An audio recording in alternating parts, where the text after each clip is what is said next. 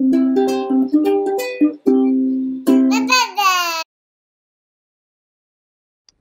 les amis, c'est Bababert. Je vous emmène dans la petite forêt que je taillote.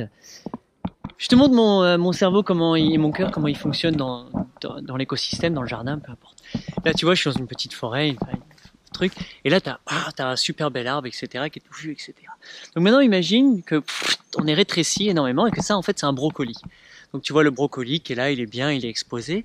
Et en dessous, donc tu as tous ces autres arbres, tu vois, il y a des cerisiers, il y a des aulnes, il y a des frênes, il y a des ronces, il y a des aubépines, il y a énormément de choses. Et en dessous de ça, il y a encore d'autres petites fleurs, et en dessous de ça, tu as les champignons, etc.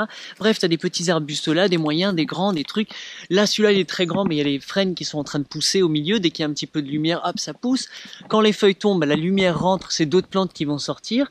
Quand juste avant le printemps, justement, il y en a qui vont sortir avant tout le monde, plein de fleurs sauvages, etc. Plein de plantes qui vont devoir speeder, aller vraiment très vite, ceux qui habitent en sous-bois, pour rapidement faire leurs feuilles, rapidement faire leurs fleurs, être pollinisés, avoir la chance de distribuer leurs graines pour la survie de l'espèce et continuer avant que eux développent toute leur canopée en fait et apportent trop d'ombre.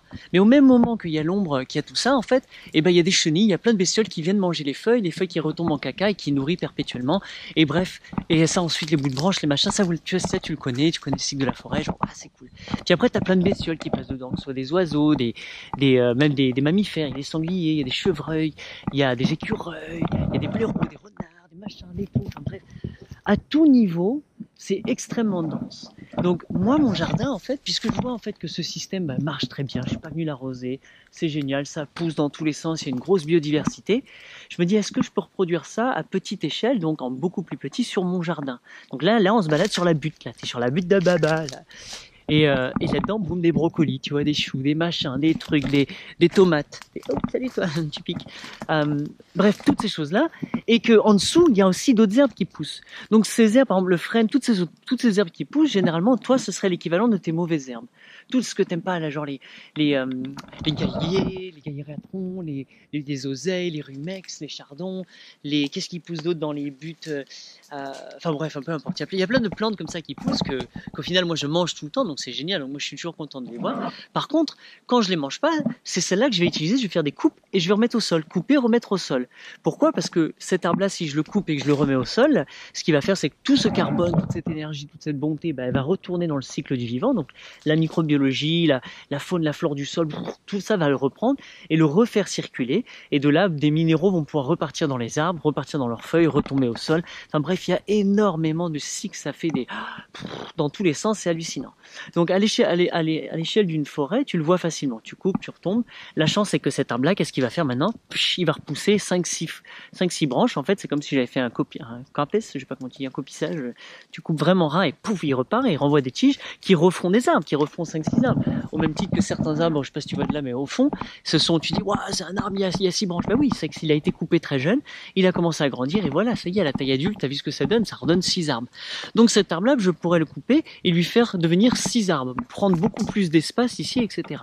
Ou alors je peux le maintenir chaque année, ou tous les 2, tous les 5 ans, récolter la pousse qu'il va avoir, donc un petit peu plus large, bien plus intéressant pour le bois, pour faire des champignons, pour le machin, pour le truc comme ça. Ça peut être ton gaillet gratteron, ça peut être ta petite oseille, ton mouron des oiseaux, ça peut être toutes ces petites plantes que t'aimes pas spécialement, même ton chien-dent.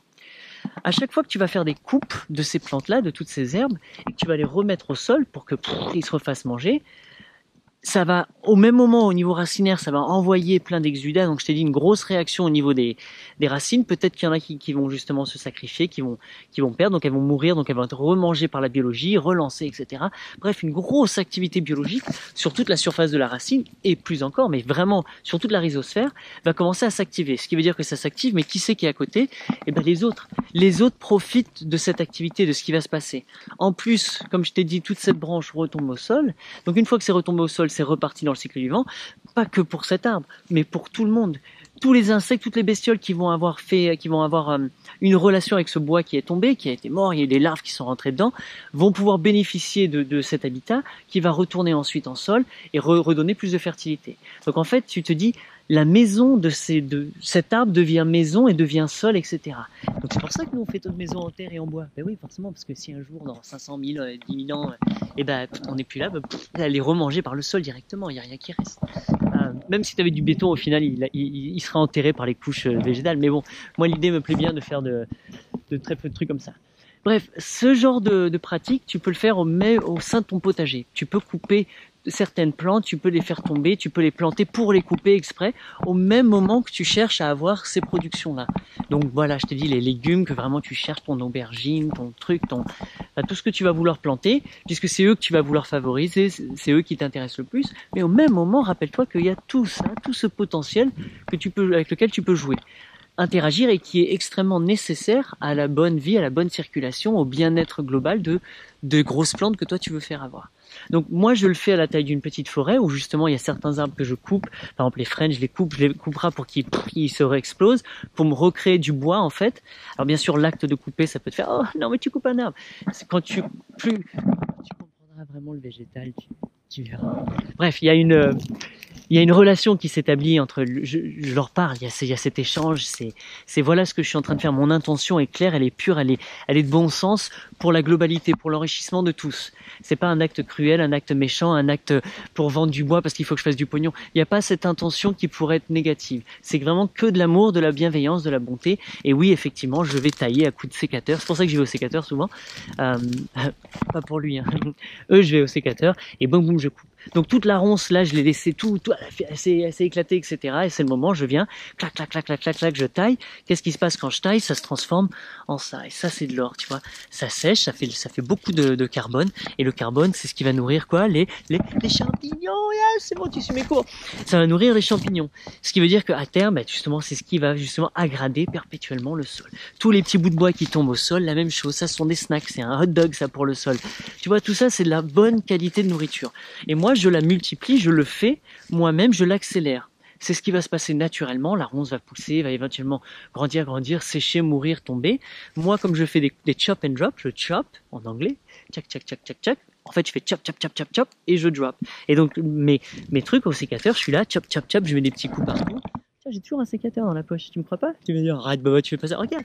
Non, moi je suis pieds nus, mais là je me suis, il y avait du vieux barbelé, je me le suis enfoncé très profondément et j'ai eu une grosse impulsion dans le corps qui m'a fait repenser le fait de mettre des chaussures et ce genre de chaussures. Par contre, j'ai mon super short sexy. Yes, tu vois le short sexy de Baba Bear qui fait waouh. Je reviens avec mon petit sécateur comme ça. Hop, tu vois, je coupe comme ça, je taillote, juste je monte la plante. Hop, superbe, hop. T'as vu ça, je te fais ça en direct live, je fais deux choses à la fois. Bon, elle va pas durer 1 heure la vidéo, mais bref. Vraiment, je fais comme ça. Pourquoi je le fais avec le sécateur? Parce qu'il y a tous ces arbres. Tous ces arbres, en fait, c'est important pour moi de les conserver, de les entretenir, de les maintenir et de m'assurer que je sois le plus doux avec et qu'il y ait la meilleure intention. Donc maintenant que j'ai réussi à délimiter tous mes arbres, qu'est-ce que j'en fais? Est-ce que je vous garde? Est-ce que je te fais tailler? Est-ce que je te penche? Parce que oui, mec, si je prends cet arbre là, que je le penche comme ça, là, et que je l'accroche, ou que je peux l'accrocher d'une façon ou d'une autre, et ben ce tronc là, il va commencer à évoluer, il va grandir, ça va être une grande plante, mais toutes les branches de côté, ça va partir, ça va me faire aussi 6 arbres sous une arche.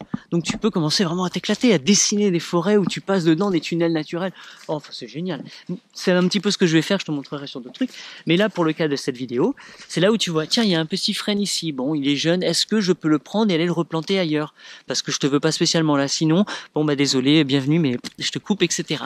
Il y a beaucoup de frênes que je vais conserver, je t'ai dit comme ceux-là, qui vont justement faire gonfler en fait et au final me répaissir, parce que comme ils vont être beaucoup plus de branches, ça va répaissir quand ça prend du feuillage et donc ça va me créer une autre sorte d'autres barrières végétales, donc bien plus dense, etc. Donc une autre coupe, mais aussi un lieu de coupe où mes chèvres peuvent passer, où je peux aller justement moi chercher de la biomasse pour faire en BRF, pour faire en sol, enfin bref, toute la logique qui s'installe dans tout ça. Et voilà, et à chaque fois c'est ça un petit peu sur le sol. Donc moi, ce que je fais là avec mon sécateur dans la forêt, et bien en fait je le fais en vrai, en grand. C'est comme ça que je suis sur mon jardin. Je suis là, je passe dedans, blam blam blam. Très peu souvent en fait, je vais pas gratter ici. En fait, je vais jamais vraiment devoir gratter, sauf si quand je vais implanter une nouvelle personne. Mais la plupart du temps, moi ce que je fais, c'est que j'ouvre légèrement avec ma main et je pose une graine. Je l'enfouis pas spécialement, des fois je peux l'enfouir, mais je la pose juste dessus. Regarde pourquoi je la pose. Bah là tous les glands ils sont là. eux, ils vont prendre. Pourquoi? Parce que qu'est-ce qui va se passer? Oh, regarde les champignons. Ouais, yes, c'est magnifique, salut. Ben, qu'est-ce qui va se passer? L'arbre au-dessus, regarde. Regarde ton petit gland. Il va se passer ça. Il va se passer qu'il va y avoir une couche végétale qui va arriver par-dessus, qui va se transformer en humus. Et lui, il va pouvoir sortir tranquillement. Et c'est sa nourriture. Les champignons rentrent en symbiose avec lui. Ça y est, la vie est faite. Donc, c'est exactement ça que je fais avec mes graines. La plupart de mes graines. Par contre, j'imite le gland. J'ai pas à mettre une graine et que je protège contre tout le monde. Attention. Non, je balance. Mais là, il y en a. Tu vois, les glands, il y en a partout. Ben, je balance mes graines. Pourquoi je balance mes graines comme ça? Ben, parce que je peux. Parce que je récolte mes propres graines. Donc, quand tu commences à récolter tes graines, c'est hallucinant. J'ai des conteneurs, des gros sacs, des trucs. J'ai des milliards de graines. Moi, je suis riche. Ça y est. Si je les vends à comme la Cocopénie, mais j'ai des milliers d'euros chez moi. J'ai attention. Hein. Donc, mais moi, ce que je fais, non, c'est que je viens, je les balance là. Ça veut dire que qu'est-ce qui va se passer? Eh ben, plein vont prendre. Mais plein ne vont pas prendre, plein vont être mangés, plein vont être peut-être stériles, plein vont être vont pousser, vont être mangés, vont mourir. Mais tout ça, c'est des micro-explosions, atomiques. Toutes les graines qui sortent, qui lancent le germe, là, c'est de l'azote pur, c'est de la richesse d'énergie, bombe vitale, ça alimente le sol, ça accélère, ça fait un bouillon de culture. Et ceux qui prennent, elles grandissent un petit peu, et là, comme ce que je fais, moi, une sorte de limace, je viens, boum, je lui bouffe tout un bras. Et qu'est-ce qui va se passer? Elle va prendre une réaction, la plante. Elle va dire, je me suis fait m'aider. Je me suis fait péter un bras. Donc là, il y a tous les yeux dormants qui vont regonfler. Elle va avoir une réaction. Elle va être encore plus large. Donc sur les légumes, les machins, tu peux aussi faire ça. C'est un petit peu différent avec certains légumes parce qu'en fait, elle est vivace. Elle vit ici pendant plusieurs années. Donc elle a le temps de se remettre, etc. Alors que la plupart de nos légumes, tu vas les voir vivre quelques mois, en fait. Donc tu peux pas faire ça avec tout le monde, mais c'est vrai que directement, le blé, certaines choses vont repartir comme ça, vont avoir ce même mécanisme. Donc quand tu comprends ça, tu peux t'amuser à démultiplier plein de choses. Bref, c'est exactement la même chose. Exactement la même chose. Et moi, ce qui m'intéresse, c'est que ce sol, par contre, oui, alors ça c'est important. Ce sol, là, c'est pas des brocolis. On est d'accord, ce sont des arbres. C'est une autre sphère végétale. Ça, c'est pas le jardin. Le potager ne grandit pas là, ne pousse pas dans un sol de forêt comme ça. C'est beaucoup trop riche en champignons. Et donc, les champignons vont relâcher de l'ammonium et les légumes que toi, tu vas vouloir mettre se nourrissent pas spécialement d'ammonium. C'est beaucoup plus de nitrate. Donc, c'est une autre forme d'azote. C'est une autre vie du sol. C'est une autre énergie. Ça, c'est beaucoup plus, je sais pas si on dit supérieur ou plus loin, plus avancé dans le système qui tend vers la forêt. Donc c'est pas spécialement. C'est pour ça que t'as pas de légumes qui poussent sauvagement. Par contre, là en lisière, oui, là ça peut commencer. Tu vas pouvoir commencer. Au cœur, c'est un petit peu difficile, mais dans la lisière, dans la petite lumière qui est là, tu commences à avoir la succession. C'est là où tu as là où je vais installer moi dans ce coin-là toutes les framboises, les fraises, les mûres sauvages que je vais vouloir. Enfin tous ces trucs là. C'est là qu'ils vont vouloir être, mes cassis, mes machins, enfin bref, à chaque fois j'oublie les noms quand je parle en direct. Toutes ces plantes-là qui vont aimer ce genre d'environnement, c'est là où elles s'éclatent. Pas en plein milieu de mon champ qui a pas d'arbres, où c'est en plein soleil toute la journée. Non, je suis affreux de leur faire ça, pardon, c'est vachement affreux de leur faire ça en fait. Elles aiment les sous-bois, genre elles aiment être à l'ombre, mais moi, je les mets en plein soleil. Toute la journée gros été, puis en plus je suis vachement cool donc je les arrose pas. Bref, c'est pas le top du top. Ma relation avec ce végétal, au final, on se comprend, on galère, mais moi aussi je galère, elle aussi, donc on est là pour créer quelque chose de plus, créer un écosystème ultra vivant, performant, donc c'est beau. Par contre, ce que je vais commencer à faire maintenant que j'ai plus de temps, c'est de pouvoir justement les installer ici. Installer toute ma forêt comestible aussi, utiliser cette forêt déjà vivante et pour installer ma forêt fruitière de petits fruits rouges, etc. qui va cartonner ici. Et c'est sur un passage de voie publique, n'importe qui, il n'y a personne qui passe avec s'il y a des randonneurs, ben voilà, peut venir se gorger de fruits, plein de fruits, de sucre et d'amour et tout ça. Donc c'est un petit peu comme ça que de plus en plus je m'inscris moi dans cette symbiose avec le végétal, c'est que j'arrive à comprendre l'impact que j'ai quand je fais quelque chose, ben, qu'est-ce que ça fait, que ça nourrit en fait, et je sais que ça agrade en fait. Tous mes choix que je fais, ça agrade, c'est-à-dire que ça enrichit, ça fait avancer le système, ça permet au système d'être encore plus fertile. Donc c'est pour ça que j'y vais avec plaisir, avec amour, avec mon petit sécateur, mon machin, tout ça.